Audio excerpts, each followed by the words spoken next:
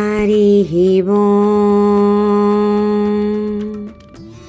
శ్రీరాముడు లేని అయోధ్యలో సీతాదేవికి సుఖం సంతోషం లేదని రాముడితో పాటే అరణ్యాలకు వస్తానని సీతాదేవి రాముణ్ణి ఎంతగానో ప్రాధేయపడినా శ్రీరాముడు అందుకు అంగీకరించకపోవటంతో సీతాదేవి మరింత దుఃఖానికి గురవుతారు.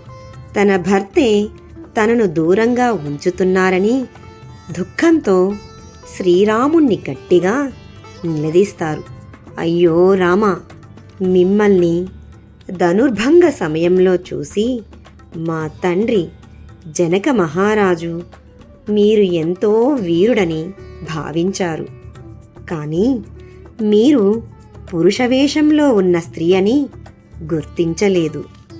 స్వామి, మీ మనస్సులో ఏదో భయం పెట్టుకొని బాధపడుతున్నారు. మీ భయానికి కారణం చెప్పండి. మిమ్మల్నే నమ్ముకొని వచ్చాను. నా మనస్సు నిరంతరం మిమ్మల్నే ధ్యానిస్తుంది. సత్యవంతుణ్ణి సావిత్రి అనుసరించినట్లు నేను మిమ్మల్ని అనుసరిస్తాను. మీ సహవాసమే నాకు స్వర్గము. అది అయోధ్యలోనైనా అరణ్యంలోనైనా ఒక్కటే. మీరు తోడుగా లేకపోతే నాకు స్వర్గమైన నరకమే అని సీతాదేవి శ్రీరాముణ్ణి పట్టుకొని బాధపడతారు. సీతాదేవి దృఢభక్తికి స్వామి హృదయం కదిలిపోతుంది.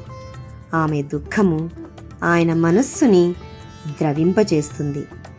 శ్రీరాముడు సీతాదేవిని దగ్గరకు తీసుకొని, సీత, నువ్వు దుఃఖిస్తే నాకు స్వర్గమైన నరకమే.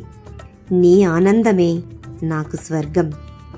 సువర్చల సూర్యుణ్ణి అనుసరించినట్లు నువ్వు నన్ను అనుసరించవచ్చు.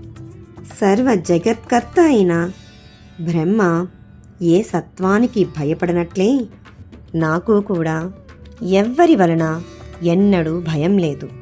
నిన్ను రక్షించడానికి నేను సర్వ విధములుగా శక్తి కలవాడినే అని శ్రీరాముడు సీతాదేవిని కౌగలించుకొని ఓదారుస్తారు.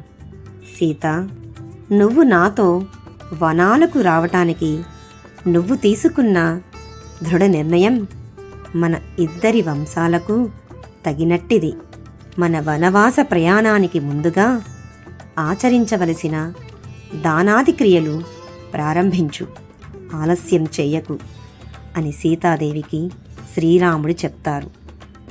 సీతాదేవి శ్రీరాముడి నోటి నుంచి ఆ మాటలు వినగానే ఎంతో సంతోషించి నిండు మనస్సుతో దానధర్మాలు చేస్తారు. జై శ్రీరామ్.